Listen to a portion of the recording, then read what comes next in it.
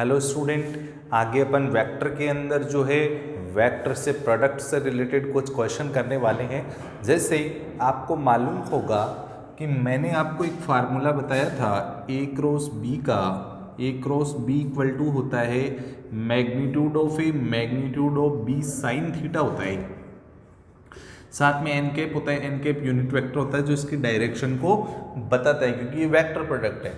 इसके अंदर अगर ए और बी दोनों सेम हो जाएं, जिस दिन ए और बी सेम हो जाएंगे इसका मतलब खुद का खुद के साथ एंगल जो है वो कितना बनेगा, जीरो बनेगा। उस स्थिति में ए क्रॉस ए अपने को कितना मिल जाएगा, जीरो मिल जाएगा। ए क्रॉस ए कितना मिल जाएगा, जीरो मिल जाएगा। तो एक बात आपको ध्यान में रखनी है, हमेशा के लिए किसी वेक्टर का खुद के साथ जो है डॉट कितना क्रॉस कितना होता है, जीरो। जैसे ए का ए के साथ क्रॉस जीरो, बी का बी के साथ क्रॉस जीरो, आई क्रॉस आई जीरो, जे क्रॉस जे जीरो। मतलब सेम क्वांटिटी जो है वेक्टर क्वांटिटी है उनका सेम क्वांटिटी के साथ में जो प्रोडक्ट आएगा, वेक्टर प्रोडक्ट आएगा, वो जीरो होगा। जैसे बी का बी के साथ क्रॉस भी कितना होगा, जीरो। सी का सी के साथ भी क्रॉस कितना होगा, जीरो। आई का आई के साथ क्रॉस कितना होगा, जीरो। ये जो है ये बात आपको ध्यान में रखनी, खुद का खुद के साथ क्रॉस जीरो होता है। एक बात और ध्यान में रखेंगे आप कि जैसे ए क्रॉस बी है, A cross B not follow commutative law, means vector product is not follow commutative law if you change both quantity on the place, then change the place, then we get not equal value, means a cross b not equal to b cross a by the normal mathematical law। ठीक है, मतलब a cross b cross a के equal नहीं होता है। Similarly some quantities are not follow commutative law like matrix product not follow commutative law. ठीक है, तो ऐसी कुछ बातें हैं जिनके अपन ऊपर डिस्कस करेंगे। पर मैट्रिक्स का अलग परफॉर्मेंस होता है और यहाँ पे जो वेक्टर का जो फिनोमिना है वो अलग टाइप का होता है। वेक्टर के अंदर अगर आपने डायरेक्शन चेंज कर दी तो B cross A equal to minus B cross A हो जाएगा। मतलब ए क्रॉस बी को आप बी क्रॉस ए लिखोगे तो आपको साइन चेंज करना पड़ेगा। मतलब क्या है, बेसिक बात ये है कि इसके अंदर अगर ए क्रॉस बी इस डायरेक्शन में जा रहा है तो बी क्रॉस ए इस डायरेक्शन में जाएगा। मैथमेटिक्स में डायरेक्शन को रिप्रेजेंट साइन करता है, मतलब प्लस या माइनस किसको रिप्रेजेंट करता है, डायरेक्शन को। अगर कोई पॉजिटिव डायरेक्शन इधर है तो नेगेटिव डायरेक्शन उसके अपोजिट डायरेक्शन को नेगेटिव साइन से डिनोट कर दिया जाएगा। ठीक है, तो ये बात आपको ध्यान में रखनी है। इसके ऊपर बेस्ड अपन एक क्वेश्चन करने वाले हैं। तो देखिए क्वेश्चन करते हैं। क्वेश्चन अपने पास है, जैसे अपन ने 3 क्वेश्चन टेक्स्ट बुक में पढ़े थे, उसके बाद में 4th क्वेश्चन करते हैं। A cross B plus C plus अपने पास है B cross C plus A और plus C cross A plus B. ये अपने को प्रूव करना है कि इसका वैल्यू जीरो आएगा। प्रूव दैट कितना आएगा वो अभी अपने को पता चल जाएगा कि इसका वैल्यू कितना आने वाला है। तो अपन नॉर्मल जो है मैथमेटिकल लॉ का यूज करते हैं, पर वेक्टर में ध्यान में रखना है कि जब आप प्रोडक्ट कर रहे हो, जब क्रॉस प्रोडक्ट होता है तो जो पहले होता है उसको पहले ही लिखना होता है। वो क्या बात है मैं आपको बताता हूँ। ए को इन दोनों के साथ क्रॉस कर रहे हैं, ए का इससे भी मल्टीप्लाई करना है, ए का इससे भी करना है। ए का बी से करो तो ए अगर पहले है ना तो ए क्रॉस बी लिखना है इसको, आप इसको बी क्रॉस ए नहीं लिख पाओगे। मैंने बोला था vector product not follow commutative law, if change the position of quantity then we not get a same result. तो यहाँ पे अगर आप इसको ए क्रॉस बी ही लिखोगे, अगर बी क्रॉस ए लिख दिए तो वो गलत होगा। अब ए का सी के साथ कर दो, प्लस ए का मल्टीप्लाई सी के साथ हो गया। ऐसे ही बी का मल्टीप्लाई सी के साथ कर दिए और बी का मल्टीप्लाई किसके साथ कर दिए, ए के साथ। ऐसे ही सी का मल्टीप्लाई किसके साथ कर दिए, ए के साथ, और सी का मल्टीप्लाई किसके साथ कर दिए, बी के साथ। यहाँ पे आपके पास 6 टर्म आ चुके हैं। कितने टर्म आ चुके हैं? 6 टर्म आ चुके हैं। इनमें से मैं इन 3 टर्म्स को तो सेम रख देता हूँ, इनको तो मैं ना एज इट इज रखूँगा, इनको तो हाथ ही नहीं लगाऊंगा मैं, बस लिख दूंगा इनको सेम। अब क्या करूँगा मैं, इसकी पोजीशन चेंज करूँगा, मतलब इनको उल्टा कर दूंगा, है ना। तो उल्टा कर दूँ का एक रोज बी जिस दिन मैं लिखूंगा ना, उस दिन ये प्लस है ना माइनस में तब्दील हो जाएगा। ऐसे ही अगर इसको मैं जब करने जाऊंगा तो ये जब ए पहले बैठेगा सी बाद में बैठेगा ना, तो ये माइनस साथ में लेके आएगा। ऐसे ही इसमें भी आप उल्टा कर दीजिए, बी क्रॉस सी जब लिखोगे तो प्लस माइनस में तब्दील हो जाएगा। यहाँ पे देखेंगे आप कि ये जो है ये टर्म प्लस का है, ये टर्म माइनस का है, कैंसिल आउट। ये टर्म प्लस का है, ये माइनस का, कैंसिल आउट। ये टर्म प्लस का, ये माइनस का, ये कैंसिल आउट हो गए। तो अगर प्लस माइनस में कैंसिल हो रहे हैं तो अपने पास जो रिजल्ट आ जाएगा वो क्या आ जाएगा? 0। वही आपको क्या करना था? प्रूव करना था। मतलब आपको वेक्टर जो है लो है उसके अकॉर्डिंग क्या होता है, अगर आप डायरेक्शन चेंज करते हो तो साइन चेंज हो जाता है। ये थोड़ा सा आपको ध्यान रखना है बात, है ना, ठीक है। ये केवल this law is applicable in only vector product, not in the scalar product, not in the dot product. Dot product follow commutative law. In dot product you write a dot b equal to b dot a, means a dot b and b dot a are the same. तो अब आगे अपन discuss करते हैं next question. Next question आपका है, बहुत ही अच्छा question है नेक्स्ट क्वेश्चन जो मैं अभी आपको बता रहा हूँ। जैसे 5th क्वेश्चन के अंदर आपके पास जो है क्वेश्चन में जो लिखा हुआ है वो बातें बता रहा हूँ मैं। A cap, B cap and C cap are unit vector. ये तीनों कैसे हैं? यूनिट वेक्टर है। इस दुनिया में जब भी यूनिट वेक्टर होता है, यूनिट वेक्टर मतलब कैप लगा के रखता है, कैप लगा के रखता है तो वो राजा की तरह होगा, और राजा क्या होता है? एक ही होता है। तो यूनिट वेक्टर जितने भी होते हैं ना उनका मैग्नीट्यूड 1 होता है, ठीक है। अब इसके आगे उसने दे रखा है सच दैट, मैं क्वेश्चन लिख रहा हूं, such that A dot B, such that A dot B equal to A dot C equal to 0। अगर कोई भी दो वेक्टर का प्रोडक्ट 0 आ रहा है तो अपन बोलेंगे कि वो दोनों क्या है? परपेंडिकुलर वेक्टर हैं, ठीक है। डॉट प्रोडक्ट 0 आ रहा है तो उसके बाद में उसने क्या बोला है? एंगल बिटवीन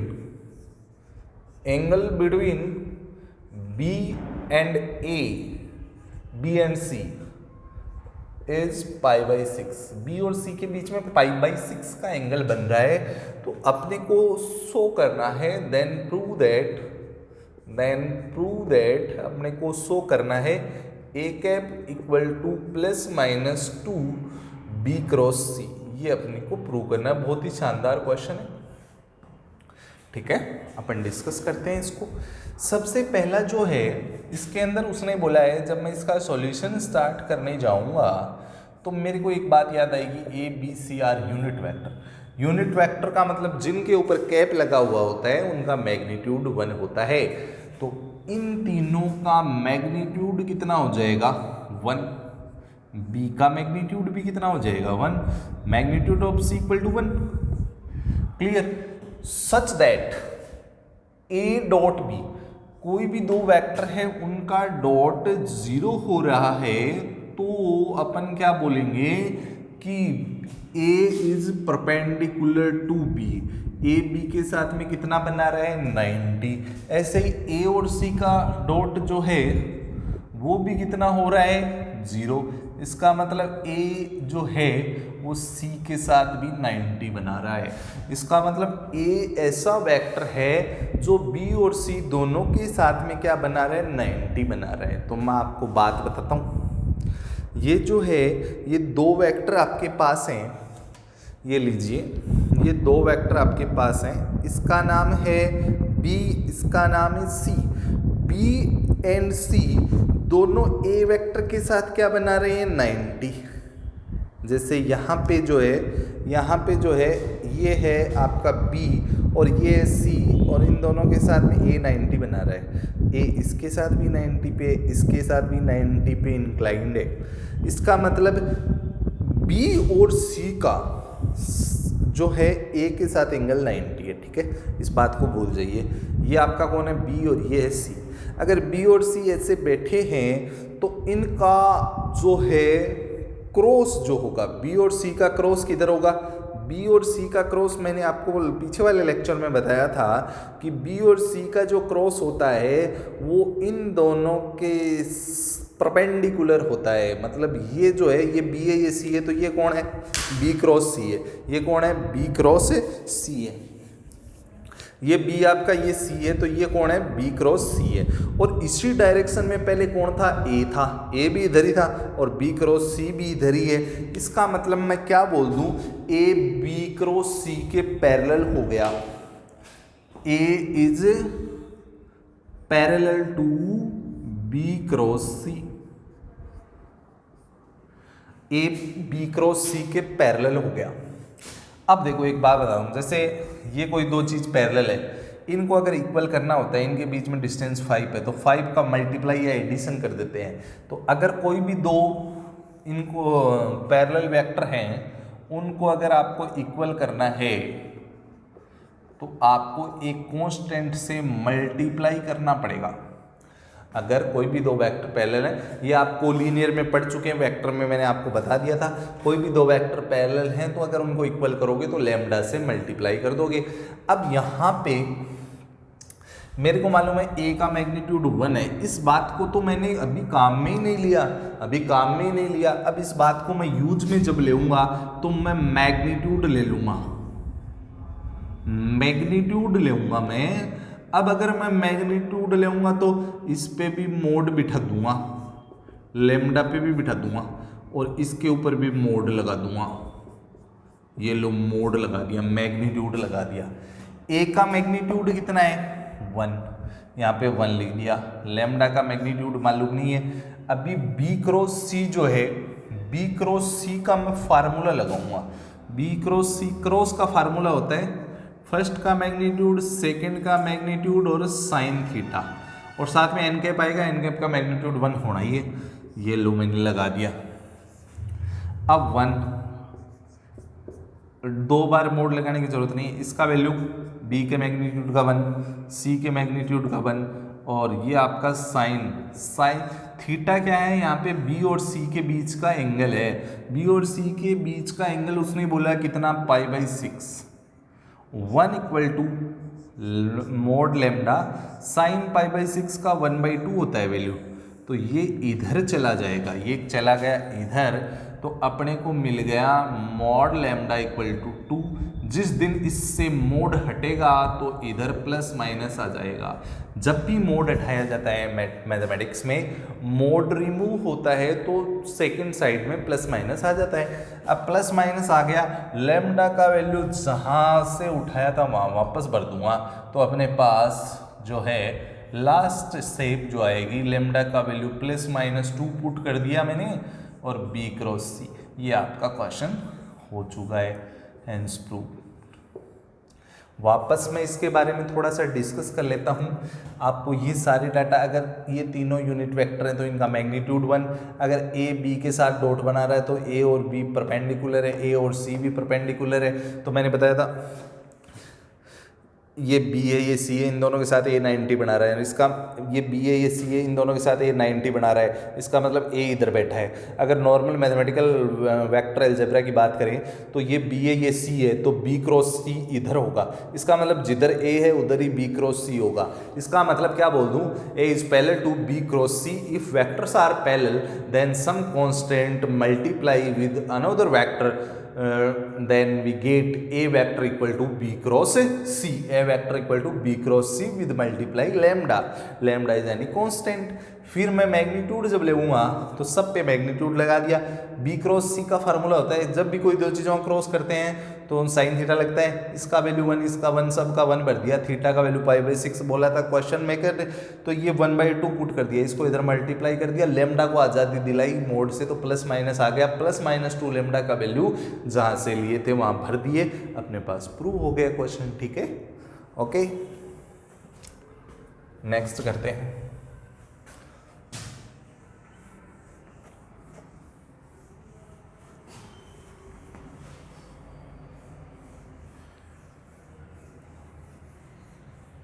नेक्स्ट क्वेश्चन आपका, नेक्स्ट क्वेश्चन जो है 6th क्वेश्चन है कि फाइंड करना है अपने को, फाइंड करना है A क्रॉस B का मैग्नीट्यूड, और अपने पास डाटा जो गिवन है वो है magnitude of A equal to 10, magnitude of B equal to 2 और A dot B equal to 12। ये अपने पास डाटा गिवन। अब जो डेटा गिवन है उनका यूज करके अपने को फाइंड करना है। अपने को मालूम है कि डॉट के अंदर कोस थीटा आता है और क्रॉस में साइन थीटा आता है। तो यहाँ पे मैं जब इस क्वेश्चन को सॉल्व करने जाऊँगा तो वो क्या चाहता है, A क्रॉस B का क्या होता है, A क्रॉस B का formula magnitude of A magnitude of B sign theta होता है। अगर यहाँ पे मोड लगा हुआ है तो एन कैप का मोड कितना हो जाता है, 1 हो जाता है, तो एन कैप नहीं लिख रहा हूँ मैं, और इन पे 2 बार मोड लगाने की जरूरत नहीं है, 1 बार मोड बहुत है, 2 बार लगाओगे तो भी वही बात होनी है। अब सुनो, इसका वैल्यू निकालना है, ये अपने को फाइंड करना है, जो फाइंड करना है वही मैंने लिख दिया। इसका वैल्यू बोलो, magnitude of A 10, magnitude of B 2 और साइन थीटा नहीं है। अब साइन थीटा मैं कहाँ से लाऊं, साइन थीटा कहाँ से लेके आऊँगा मैं, तो इसके लिए मेरे पास सेकंड डाटा गिवन है। सेकंड डाटा ये रहा, A डॉट B का फार्मूला सबको मालूम है क्या होता है, magnitude of A magnitude of B cos theta होता है, और इक्वल में कितना है 12, इक्वल में कितना है 12। मैग्नीट्यूड ऑफ A का वैल्यू पुट करो 10, मैग्नीट्यूड ऑफ B का करो 2, कोस थीटा इक्वल टू कितना हो गया 12। यहाँ से कोस थीटा कितना आ गया 12/10 into 2, cos theta equal to कितना आ गया, कैंसिल कर देते हैं अपन इसको, 2 से करे 6, फिर 2 से करे अगेन तो 3/5, कॉस थीटा 3/5 आ गया। तो साइन थीटा निकाल दो इस फॉर्मूले से, कॉस थीटा होता है B/H, तो साइन थीटा क्या हो जाएगा, पाइथागोरस लगा दो, H square equal to P square plus B square. तो अपने को साइन थीटा चाहिए ना, H ये B है, ये H है, 5 का स्क्वायर 25, P का वैल्यू पता नहीं है, 3 का 9, ये इधर आके बैठेगा 16 इक्वल टू P स्क्वायर, और P कितना हो जाएगा 4। अब साइन थीटा निकाल दूंगा, साइन थीटा कितना प्रकट हो जाएगा, P/H होता है, P कितना है 4 और H कितना है अपने पास 5, तो साइन थीटा का वैल्यू यहाँ भर दूंगा मैं। अब यहाँ जब मैं भरूंगा तो ये हो गया 2 और ये मल्टीप्लाई हो गया 16 आ गया क्या, ये अपने पास इसका वैल्यू कितना आ गया 16 अपने पास आ चुका है। ठीक है, ये आपका क्वेश्चन क्लियर हो गया है। अब आगे नेक्स्ट क्वेश्चन की बात करते हैं अपन।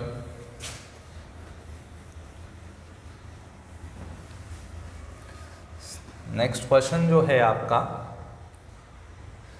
उसके अंदर अपने उसने लिखा हुआ है find a vector with magnitude 9, with magnitude 9 perpendicular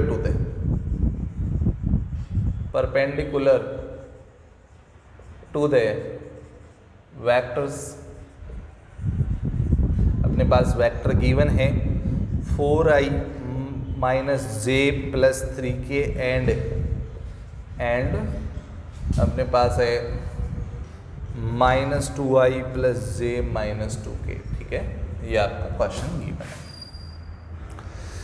अब क्या करना है कि अगर कोई भी दो वेक्टर हैं, इनके परपेंडिकुलर वेक्टर जब भी निकाला जाता है तो उन दोनों का क्रॉस करना होता है। उन दोनों का क्या करना होता है, क्रॉस करना होता है। पहले परपेंडिकुलर वेक्टर निकालते हैं, फिर आके इन दोनों के परपेंडिकुलर निकालूंगा तो A क्रॉस B कैसे निकालूंगा, ध्यान से देखना आप लोग। मैंने क्रॉस बताया था कैसे निकलता है, डिटर्मिनेंट से। अगर वेक्टर कंपोनेंट के फॉर्म में है तो क्रॉस डिटर्मिनेंट से निकालो, वरना साइन थीटा वाले फार्मूले से निकालो। आई जे के बिछा दो, यहाँ पे आई जे के बिछा दिए, फिर यहाँ पे इनको लिख दो, इनके कोफिशिएंट को 4 - 1 3, यहाँ पे इसके कोफिशिएंट को लिख दीजिए -2 1 -2। ठीक है, अब अपन इसको सॉल्व करेंगे तो अपने पास क्या प्रकट होएगा आई।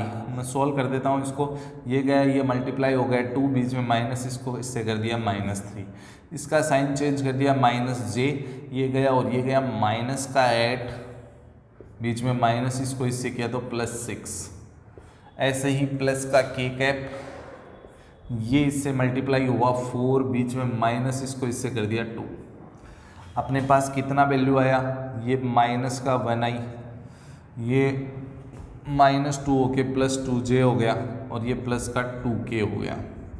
जो भी आया इसको मैंने बोल दिया सी कैप, सी वेक्टर बोल दिया। ठीक है, इसको मैंने क्या बोल दिया, सी वेक्टर, क्योंकि इसके ऊपर कैप लगाना पड़ता मेरे को। कैप क्यों लगाना पड़ता, वो कितने मैग्नीट्यूड का चाहिए उसको, 9 का, उसको चाहे कितने मैग्नीट्यूड का भी चाहिए, लेकिन मैं पहले कितना बनाऊंगा, 1 बनाऊंगा। 1 कौन होता है, 1 राजा होता है। राजा का मतलब उसका यूनिट वेक्टर निकाल दो, यूनिट वेक्टर निकालते ही उसका मैग्नीट्यूड कितना हो जाएगा, 1। और फिर चाहे जितने से मल्टीप्लाई करो, वो 9 चाहिए तो 9 से करो, 10 चाहिए तो 10 से करो, 12 चाहिए तो 12 से करो। ठीक है, तो पहले मैं इसका यूनिट वेक्टर निकालूंगा। जो आपने काम किया उसका यूनिट वेक्टर क्या होगा, C cap equal to C vector upon magnitude of C. C assume किया है, ध्यान रखना। सी वेक्टर कितना है, -i + 2j + 2k, और डिवाइड में सी का मैग्नीट्यूड कितना है, देखिए सी का मैग्नीट्यूड कितना हो जाएगा, -1 का स्क्वायर 1, 2 का 4, 2 का 4, तो ये अपने पास आ जाएगा -i + 2j + 2k, और डिवाइड में कितना हो गया, 9 रूट से बाहर आ गया 3 हो जाएगा, सी कैप हो गया। लेकिन उसको अभी फिलहाल इसका मैग्नीट्यूड कितना है, यूनिट वेक्टर है, अगर ये यूनिट वेक्टर है तो इसका मैग्नीट्यूड जो है वो 1 है। उसको कितना मैग्नीट्यूड चाहिए, 9 चाहिए, तो इसको 9 से मल्टीप्लाई कर दो बोथ साइड, तो 9 सी कैप इक्वल टू कितना हो जाएगा, 9 से मल्टीप्लाई करेंगे -i + 2j + 2k, और डिवाइड बाई कितना है 3, इसको कैंसिल कर दीजिए, -i + 2j + 2k, और फिर 3 का अंदर मल्टीप्लाई कर दूंगा तो -3i + 6j + 6k, ये अपना क्या आ जाएगा, फाइनल आंसर आ जाएगा जो वो चाहता था। ठीक है, नेक्स्ट क्वेश्चन अपन डिस्कस करते हैं।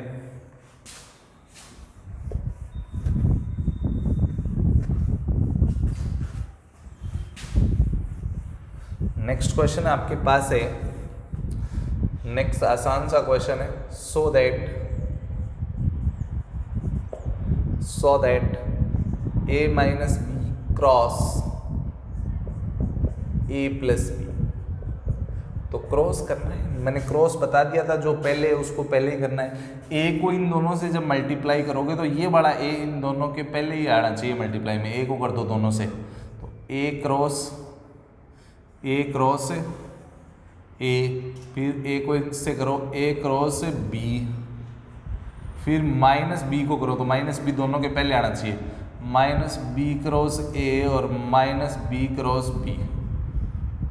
मैंने बोला था खुद का खुद के साथ क्रॉस कितना होता है, 0, खुद का खुद के साथ क्रॉस कितना होता है, 0, क्रॉस ध्यान रखना वेक्टर में, डॉट 0 नहीं होता है। लेकिन अपने पास रिमेनिंग डाटा कितने बचे, ये दोनों तो मर गए हैं, 0 हो गए हैं, तो कितना हुआ, a क्रॉस b और -b क्रॉस a रिमेनिंग। अब a क्रॉस b तो है ही, इसको a क्रॉस b बनाऊंगा, अगर मैं उल्टा लिखूंगा तो ये माइनस का क्या हो जाएगा, +1 और 1 मिलके कितने हो गए, डबल हो गए, मतलब 2a क्रॉस b अपने को मिल गया। यही अपने को प्रूव करना था। ठीक है, नॉर्मल क्वेश्चन है। नेक्स्ट करते हैं 9th क्वेश्चन करते हैं। 9th क्वेश्चन के अंदर आपके पास है कि फॉर एनी वेक्टर आ गया, ध्यान रखना, for any vector a prove that a cross i cap का मैग्नीट्यूड का square plus a cross j का मैग्नीट्यूड का square plus a cross k का मैग्नीट्यूड का square equal to 2a vector का मैग्नीट्यूड का स्क्वायर अपने को प्रूव करना है। तो मैं आपको एक बार छोटी सी बातें बताऊंगा, वो आप समझना क्या है। जैसे ऐसे चल रहा है सर्कुलर पाथ में, ये इधर आई जा रहा है, इधर जे जा रहा है और इधर के जा रहा है, तीनों फिक्स डायरेक्शन में जा रहे हैं, ये के जा रहा है। तो क्या होगा, आई का जे के साथ क्रॉस, मैंने बोला था खुद का खुद के साथ तो जीरो होता है, खुद का खुद के साथ तो कितना होता है जीरो, खुद का खुद के साथ क्रॉस कितना होता है जीरो। अब देखो आई का जे के साथ, आई का जे के साथ जो बच गया वो होगा, कौन बच गया, के बच गया तीनों में से, है ना। लेकिन आपको देखना होगा डायरेक्शन सही है क्या, आई से जे की तरफ ही जा रही है क्या, आपको ये डायरेक्शन स्टैंडर्ड डायरेक्शन माननी है।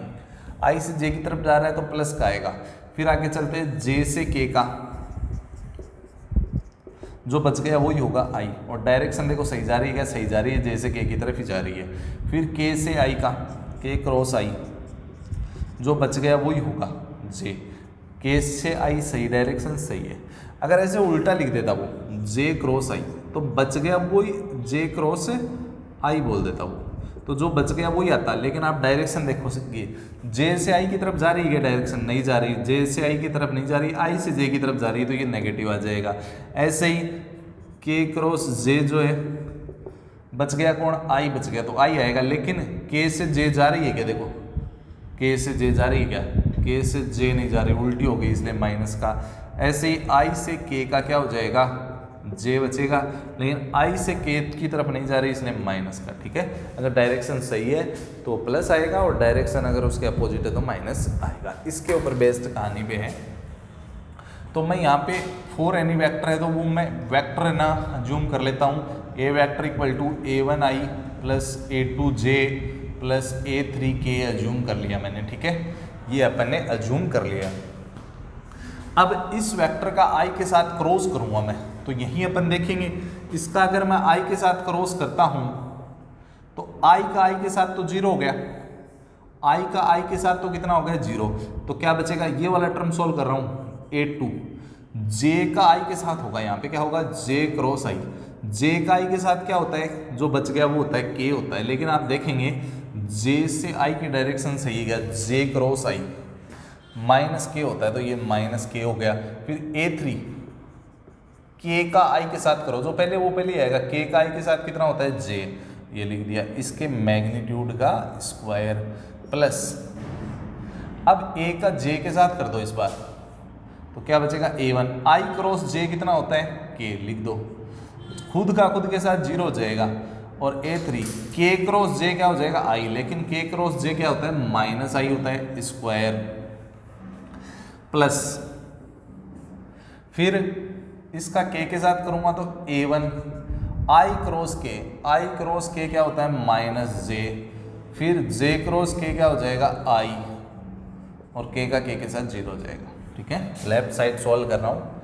अब क्या होगा, इसका मैग्नीट्यूड कैसे निकलता है, रूट लगाओ, जो भी कोफिशिएंट है उनका स्क्वायर कर दो, और स्क्वायर हमेशा प्लस के होते हैं, और ऊपर होल स्क्वायर लगा हुआ है। ऐसे इसका करो a1 square plus a3 square root लगा के, और ऊपर स्क्वायर लगा हुआ है। ऐसे इसका करो रूट लगा के a1 square plus a2 square और ऊपर स्क्वायर लगा हुआ है। स्क्वायर से रूट कट जाएगा तो अपने पास क्या बचेगा, a2 square plus a3 square plus ये कितना बचेगा a1 square plus a3 square plus a1 square plus a2 square. a1 square कितना टाइम है 2 time, 2a1 square, a2 square भी कितना टाइम है 2 टाइम, और a3 स्क्वायर भी कितना टाइम है 2 टाइम।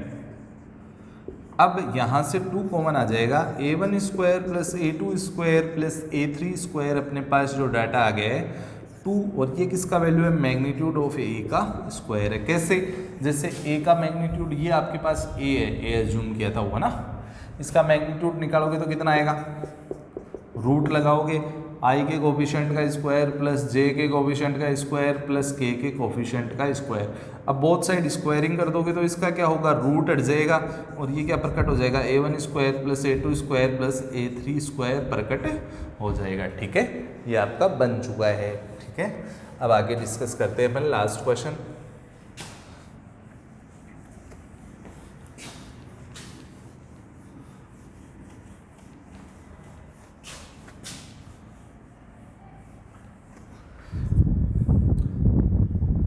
अपने पास है if the two sides of the triangles, two side अपने को ट्राइंगल की गिवन है ए और बी, कोई भी ट्राइंगल है उसकी टू साइड गिवन है आपको, और उन टू साइड का जो है वेक्टर लिख देता हूँ i + 2j + 2k position vector, और 3i - 2j + k। अगर आपको टू साइड दे रखी है और एरिया ऑफ ट्राइंगल पूछा है, एरिया ऑफ ट्राइंगल पूछा है ना, तो वो होता है a क्रॉस b का मैग्नीट्यूड, a क्रॉस b का मैग्नीट्यूड का हाफ क्या होता है, हाफ a क्रॉस b, क्या होता है, हाफ a क्रॉस b। तो अपन क्या करेंगे, देखिए इनका क्रॉस निकाल देंगे, a क्रॉस b कैसे निकालेंगे, i j k लगा दो अपनी तरफ से, यहाँ पे 1 2 2 1 2 2 3 - 2 1 3 - 2 1। अब इसको सॉल्व कर देता हूँ मैं डिटरमिनेंट को, ये गया और ये गया 2, और इसको इससे मल्टीप्लाई किया +4, इसका साइन चेंज, ये गया और ये गया, इसको इससे करो 1, बीच में माइनस, इसको इससे करो 6, प्लस का k कैप, ये गया और ये गया, इसको इससे मल्टीप्लाई किया -2 और इसको इससे किया तो -6। तो अपने पास क्या प्रोड्यूस्ड हुआ, 6i + 5j और -8k। ये अपने पास a क्रॉस b का वैल्यू आ गया। अब अपन इसका मैग्नीट्यूड निकालेंगे। मैग्नीट्यूड क्या होगा, मैग्नीट्यूड का मतलब क्या होता है, जितने भी नंबर है ना उनका स्क्वायर कर दो, और प्लस का ही होता है स्क्वायर हमेशा। तो ये 125 हो गया शायद, और इसका रूट करोगे तो 25 × 5, तो ये आ जाएगा 5√5। यहाँ पे वैल्यू रखोगे तो 1/2 × 5√5 स्क्वायर यूनिट आपका क्या हो गया, एरिया ऑफ ट्राइंगल हो गया। अगर आपको एरिया ऑफ पैरेललोग्राम पूछे तो 1/2 नहीं लगेगा, सीधा a क्रॉस b का मैग्नीट्यूड हो जाएगा। ठीक है, मैं उम्मीद करता हूँ आप समझ गए होंगे। Thank you.